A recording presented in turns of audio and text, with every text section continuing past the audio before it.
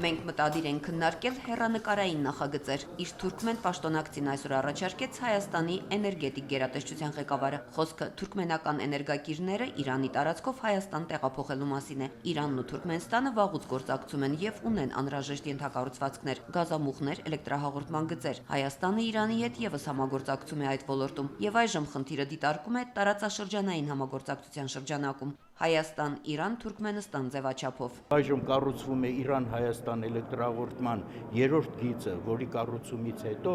արդեն մեր հնարավորությունները կեռապատկվեն, նույնիսկ կքառապատկվեն փոխանակումների առումով։ Այս եռակողմ ձևաչափը հայկական կողմը դիտարկում է նաև ապրանքափոխանակության հարցում, որի ծավալները տարեկան մոտ $100 միլիոն չեն բավարարում ոչ հայկական, ոչ թուրքմենական կողմերին։ Մեր հիմնական նպատակը իհարկե արտահանման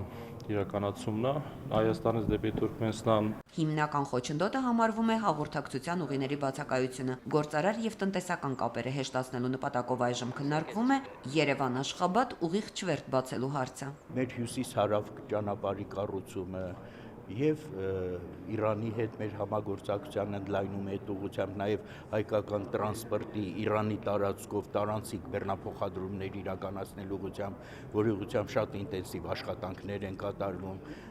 Այս բոլոր հարցերը կնպաստեն։ Վերջնական լուծումներ այս խնդիրներին կտրվեն մոտ ապագայում Թուրքմենստան եւ Իրան Հայաստանի վարչապետի այցերի ընթացքում։ Տաթևիկ Նալբանդյան, Ռոմիկ Խաչատրյան, օրակարգ։